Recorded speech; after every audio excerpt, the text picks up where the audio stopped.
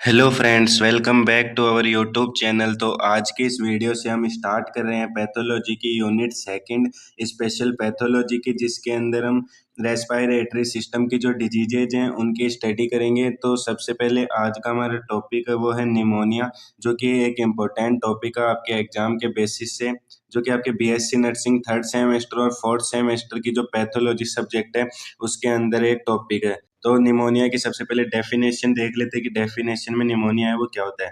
Pneumonia is an acute inflammatory disease of the lungs mainly affecting the alveoli caused by micro organisms such as bacteria, virus and fungi. तो pneumonia एक acute inflammatory disease होती है जो lungs को affect करती है, खास के लंग्स की जो एल्वियोलाई होती है उनको अफेक्ट करती है, जो कि बैक्टीरिया, वायरस या फंगस के इन्फेक्शन के कारण होता है। नॉर्मल सिंपल वर्ड्स के अंदर मैं बताऊं कि निमोनिया क्या होता है, तो निमोनिया में क्या होता है कि हमारे लंग्स के जो एल्वियोलाई होती है उसके अंदर इन्फेक्शन और इन्फ्लामेशन हो जाता है, जिससे जो पर्सन होता है उसे सांस लेने में दिक्कत होती है। तो ये थी निमोनिया की डेफिनेशन। उसके बाद में बात करते हैं कि निमोनिया है उसके कौन कौन से कॉजेज होते हैं या ईटियोलॉजी होती है, यानी निमोनिया है वो बॉडी के अंदर किन कारणों की वजह से होता है। तो फर्स्ट है स्ट्रेप्टोकोकस निमोनियाई बैक्टीरिया। तो जो स्ट्रेप्टोकोकस निमोनियाई बैक्टीरिया होता है ये सबसे कॉमन कॉज है, क्योंकि ये बैक्टीरिया क्या करता है, एल्वियोलाई के अंदर इन्फेक्शन कर देता है। सेकेंड है इन्फ्लुएंजा वायरस, यानी फ्लू वायरस भी लंग्स को अफेक्ट करके वायरल निमोनिया कर सकता है। थर्ड है फंजाई, वीक इम्यूनिटी वाले पर्सन में फंगल निमोनिया है वो भी हो सकता है। फोर्थ है एस्पायरेशन ऑफ गैस्ट्रिक कंटेंट्स, अगर स्टोमक का कंटेंट अगर गलती से लंग्स में चला जाए तो उससे इन्फेक्शन हो जाता है, जिससे निमोनिया है उसकी कंडीशन क्रिएट हो सकती है। फिफ्थ है सीओपीडी, जो लोग क्रोनिक लंग डिजीज से सफर कर रहे हैं उनमें निमोनिया का जो रिस्क है वो बहुत ज्यादा होता है। सिक्स्थ है हार्ट डिजीजेज, हार्ट फेल होने से लंग्स के अंदर क्या होता है कि फ्लूइड है उसका एक्यूमुलेशन हो जाता है और वहां पर इन्फेक्शन भी हो सकता है, जिससे निमोनिया है वो देखने को मिल सकता है। ईटियोलॉजी के बाद में हम डिस्कस करते हैं निमोनिया है उसके रिस्क फैक्टर्स के बारे में।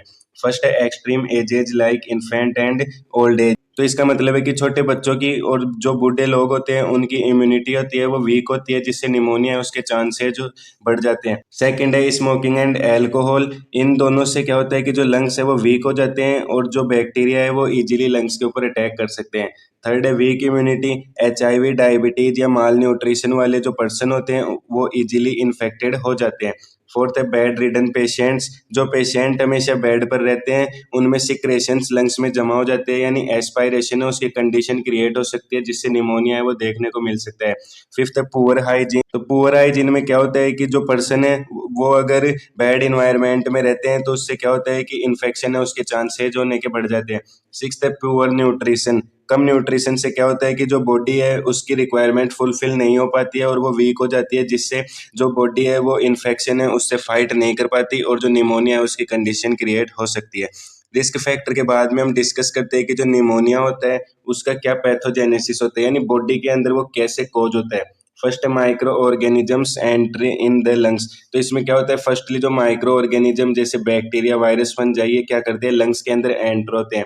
Inflammation occurs in alveoli, enter होने के बाद में क्या करते हैं कि जो लंग्स की एल्वियोलाई होती है उसके अंदर इन्फ्लेमेशन कॉज कर देते हैं, जिससे क्या होता है फ्लूइड एंड पस एक्यूमुलेशन इन एल्वियोलाई, जिससे जो एल्वियोलाई होती है उसके अंदर फ्लूइड और पस है वो इकट्ठे हो जाते हैं, यानी उनका एक्यूमुलेशन हो जाता है, जिससे क्या होता है रिड्यूस्ड गैस एक्सचेंज इन एल्वियोलाई, जिससे जो एल्वियोलाई के अंदर गैस एक्सचेंज की प्रोसेस होती है उसके अंदर गिरावट आती है, यानी वो रिड्यूस हो जाती है। रिड्यूस हो जाने से क्या होता है कि जो रेस्पिरेटरी है वो डिस्ट्रेस हो जाता है और पर्सन उसके अंदर हाइपोक्सिया की कंडीशन देखने को मिलती है। हाइपोक्सिया का मतलब होता है कि जो पर्सन होता है उसकी बॉडी के अंदर ऑक्सीजन है उसकी कमी हो जाती है। उसके बाद में बात करते हैं कि ग्रोथ चेंजेस के बारे में, कि जो निमोनिया है उसके अंदर कौन कौन से ग्रोथ चेंजेस है वो देखने को मिलते हैं।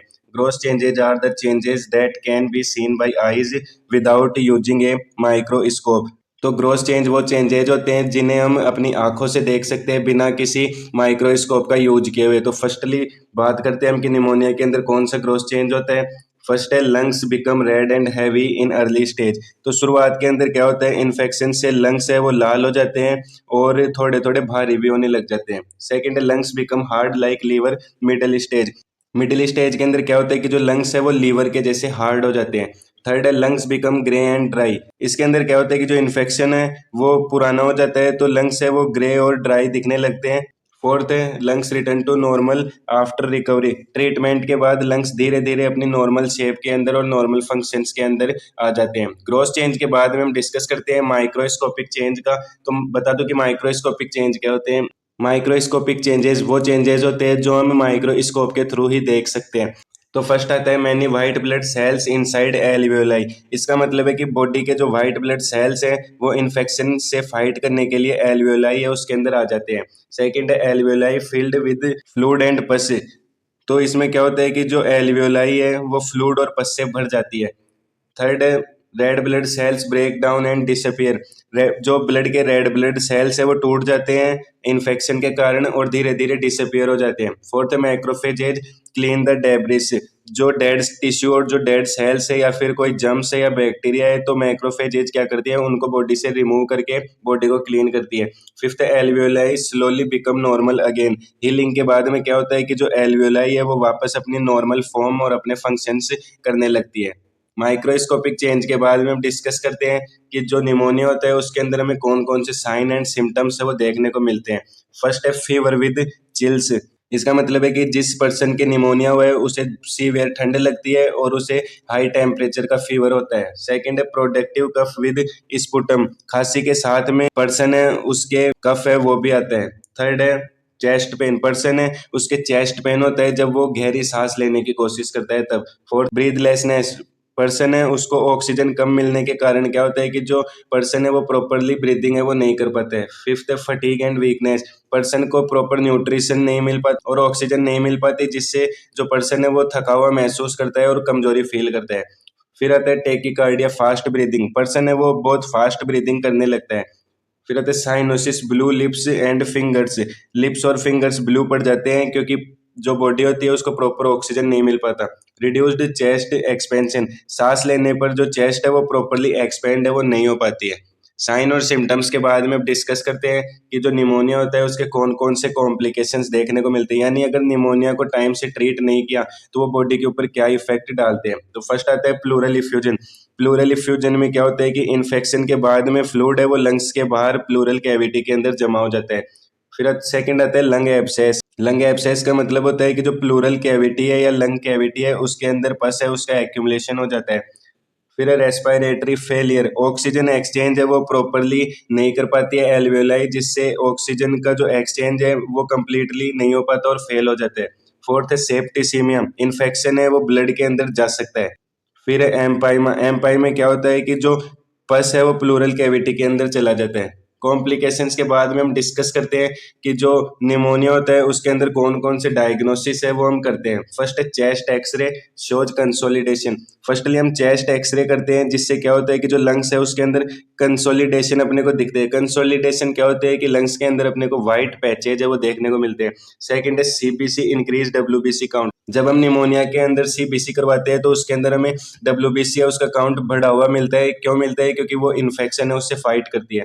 थर्ड है स्पुटम कल्चर डिटेक्ट्स ऑर्गेनिज्म। इसमें क्या करते हैं कि जो पर्सन है उसका स्पुटम कल्चर करवाते हैं जिससे ये पता चलता है कि कहीं उसके स्पुटम के अंदर कोई ऑर्गेनिज्म तो नहीं है जिससे निमोनिया है वो कोज हुआ है। फोर्थ है pulse oximetry decreased oxygen level. Oxygen level है वो पल्स ऑक्सीमीटर से हम चेक करते हैं तो वो हमें कम दिखाई देता है।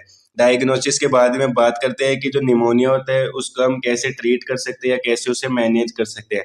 फर्स्ट है एंटीबायोटिक्स फॉर बैक्टीरियल निमोनिया। अगर बैक्टीरियल निमोनिया है तो उसके अंदर हम एंटीबायोटिक्स है उनका यूज कर सकते हैं। एंटीवायरल्स एंटीफंगल्स अकॉर्डिंग टू कोज। अगर पर्सन है उसे इन्फ्लुएंजा वायरस है जिससे निमोनिया हो गया है तो हम उसे ट्रीट करने के लिए एंटीवायरल देंगे और अगर फंगल इन्फेक्शन से निमोनिया हुआ है तो हम उसे ट्रीट करने के लिए एंटीफंगल ड्रग है वो देते हैं। Oxygen therapy. पर्सन है उसे प्रॉपर ऑक्सीजन नहीं मिल पाती है तो हम उसे प्रॉपर ऑक्सीजन है वो भी देते हैं। Intravenous fluids. पर्सन उसे आईवी फ्लूइड है वो भी प्रॉपरली हम देते हैं डिहाइड्रेशन और फीवर को कंट्रोल करने के लिए। Analgesics and antipyretics. पेन को कम करने के लिए और फीवर को कंट्रोल करने के लिए हम एनाल्जेसिक्स और एंटीपायरेटिक ड्रग्स है वो यूज में लेते हैं। Chest physiotherapy. स्पुटम को बाहर निकालने के लिए और लंग्स को एक्सपेंड करने के लिए पर्सन को चेस्ट फिजियोथेरेपी है वो भी दी जाती है।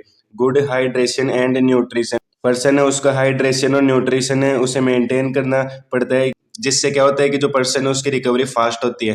ट्रीटमेंट के बाद में बात करते हैं कि जो निमोनिया होता है उसे हम कैसे प्रिवेंट कर सकते हैं। तो फर्स्ट आता है न्यूमोकोकल वैक्सीन। पर्सन है उसके हम न्यूमोकोकल वैक्सीन है वो इंसर्ट कर देते हैं, जिससे क्या होता है कि कोई भी बैक्टीरिया है उससे निमोनिया है वो कोज नहीं होगा। सेकेंड है इन्फ्लुएंजा वैक्सीनेशन। फ्लू वायरस से प्रोटेक्शन के लिए हम इन्फ्लुएंजा वैक्सीनेशन है उसका यूज कर सकते हैं। थर्ड है स्टॉप स्मोकिंग। पर्सन है उसे स्मोकिंग को स्टॉप करना चाहिए, जिससे क्या होता है कि जो लंग्स है वो हेल्दी रहते हैं। Fourth maintain good hygiene. Person है उसे सेफ और क्लीन इन्वायरमेंट में रहना है ताकि वो इन्फेक्शन से दूर रहे। फिर आता है अर्ली ट्रीटमेंट ऑफ इन्फेक्शंस, यानी अगर पर्सन है उसे छोटे से छोटा भी इन्फेक्शन हो जाता है तो उसे इग्नोर नहीं करना चाहिए, उसे प्रॉपर ट्रीटमेंट है वो देना चाहिए ताकि वो फैल नहीं जाए। तो फ्रेंड्स ये था आज का हमारा टॉपिक निमोनिया। आई होप आप सभी को अच्छे से क्लियर हो गया होगा। अगर आपको ये वीडियो हेल्पफुल लगती है तो वीडियो को लाइक शेयर और हमारे चैनल को सब्सक्राइब करें। मिलते हैं नेक्स्ट वीडियो में रेस्पिरेटरी ट्रैक्ट की एक और डिजीज के साथ।